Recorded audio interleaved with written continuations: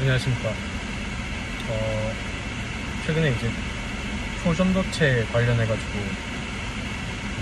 말이 너무 많이 나와서 거기에 대해서 깔끔하게 좀 정리를 하고 넘어가려고 합니다. 사실 저는 이 상온 초전도체와 관련된 우리나라 퀀텀 연구소였나요? 퀀텀 브레인 연구소 같은 그 실체도 명확하지 않은 그 집단 기업이 소기업이 이런 낭설을 주장했다는 것에 대해서 정말로 긍정적으로 본다면 그나마 이런 화두를 통해서 사람들이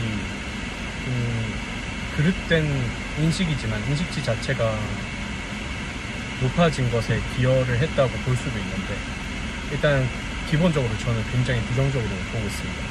왜냐하면 두 가지를 시사하는 것 같은데, 첫 번째, 대한민국의 대중가 많은 분들이 얼마나 이 기초과학, 특히 양자역학 분야에 관심이 여태 없으셨는지 그거를 여실히 보여주는 사건이라고 저는 생각을 하고, 그리고 그 잘 모르는 데서 오는 이런 언론 플레이라든지 그런 부분들이 실제로 한국 증시에 녹아 들어가면서, 물론 세계적으로도 이런 왜곡 현상들이 좀 나타나고는 있지만 초전도체 관련주들이 막 떡상을 하면서, 근데 한국 쪽은 좀 너무 심하더라고요. 그런 부분들이 일단 한국의 과학에 대한 인식, 그리고 한국 증시에 대한 인식, 두 가지 모두 굉장히 좋지 않은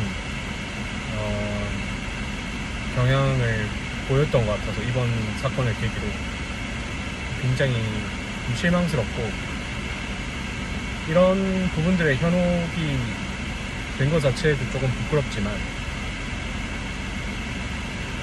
특히나 아이온큐에 투자를 하는 사람으로서 이 부분을 받아들이려면 일단 제 생각에는 두 가지입니다. 첫 번째로, 이 사건으로 인해서 상온 초전도체의 발견에 대한 설레발로 만약에 아이온큐의 주가가 떨어진다면 그것이야말로 또 추매를 할 수 있는 타이밍이 오는 것이고, 실제로도 떨어질 텐데 아마 너무 많이 올라서 시장의 조정, 오늘도 좀 조정이 오는 것 같아 보이는데, 나스닥 선물로만 봐도 전반적으로 이제 조정이 온다고 치더라도 이것이 과연 초전도체의 등장으로 인한 위협 때문인지는 잘 판단을 해보셔야 될 겁니다. 제 대답은 당연히 아니라는 것이고요. 상온 초전도체가 이런 식으로 검증을 통해서 정말로 희박한 제가 생각했을 때는 1%의 확률도 안 된다고 생각하는데, 정말 낭설이라고 생각하는데, 이 낭설이 여러 기관들의 검증 혹은 그런 대규모의 또 이 분야로의 연구가 업그레이드가 진행이 되면서 실제로 결과적으로 이 상온 초전도체에 대한 발견이 이루어진다고 치더라도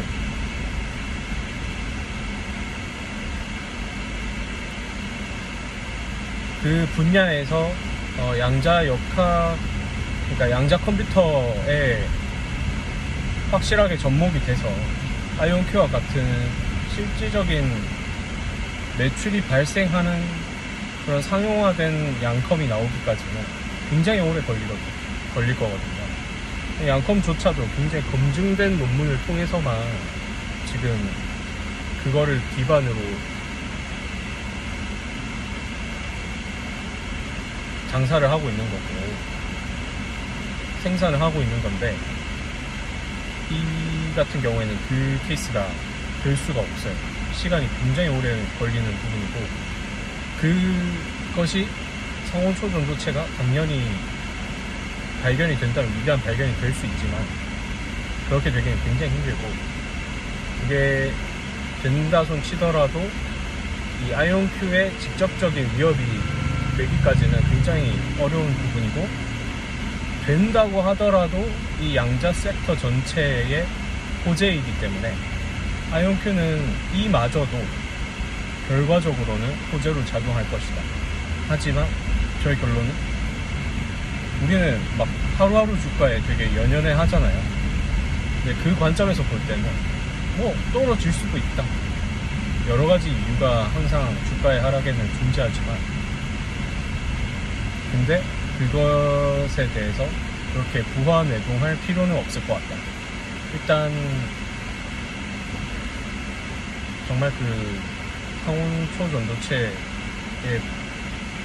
대한 많은 언론들의 그런 좀 잘못된 팩트를 퍼뜨리는 것에 대한 그 방식의 문제, 노벨상 언급을 한다든지, 근데 그게 진짜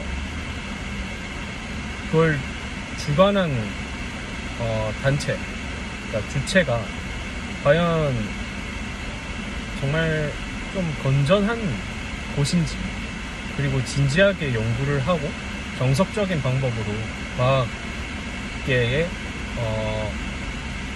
이렇게 노출을 한 것인지, 그런 것들을 좀 확인을 한 다음에 적어도 좀 이렇게 홍보 차원에서 이렇게 한다든지 팩트 체크를 한다든지 그런 식으로 해줬어야 되는 게 아닌가, 저는 그렇게 생각을 하고, 그런 부분에서 뭐 초대형 유튜버들 마저도 이런 부분에 대해서 팩트 체크를 정확하게 해주지 않고 대충 이렇게 현상만을 언급하면서 이슈화시킨 부분에 대해서는 좀 개인적으로는 실망이 큽니다. 물론 그런 유튜버분들이 다른 순기능들도 많이 하시겠지만, 이게 주가나 막 관련 주식들의 상승 이런 걸로 이어지는 걸로 봤을 때는 정말 이거는 한국인들의 랜딩 근성이라고 봐야 될지, 어쨌든 그런 부분들이 좀 되게 비판적으로 보이긴 하더라고요. 그래서 뭐 아이온큐 관련해서는 상온 초전도체의 등장에 대해서 굳이 그렇게 큰 의미를 둘 필요가 없다. 오히려 정말로 발견이 된다 손 치더라도 우리는 그러면 그쪽도 같이 투자를 하면 되는 것이고, 이미 기본적으로 이 양자 컴퓨터계 업계를 알고 있기 때문에 그쪽이 뭐 1위가 된다면 그 기업을 1위로 생각하고 또 투자를 하면 되는 것이고, 하지만 아이온큐 자체가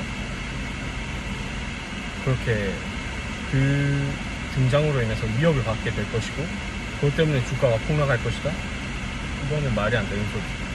이 섹터 자체가 그 붐으로 인해서 점프업이 될 수가 있고 조명을 더 받을 수 있는 부분이라서 오히려 더 좋을 것 같습니다. 저는 어쨌든 그렇게 생각을 하고 있습니다. 이 분야가 물론 한국인들한테는 비교적 많이 알려진 분야고, 뭐 순매수 상위 랭커에 계속 들고 있다고는 하지만,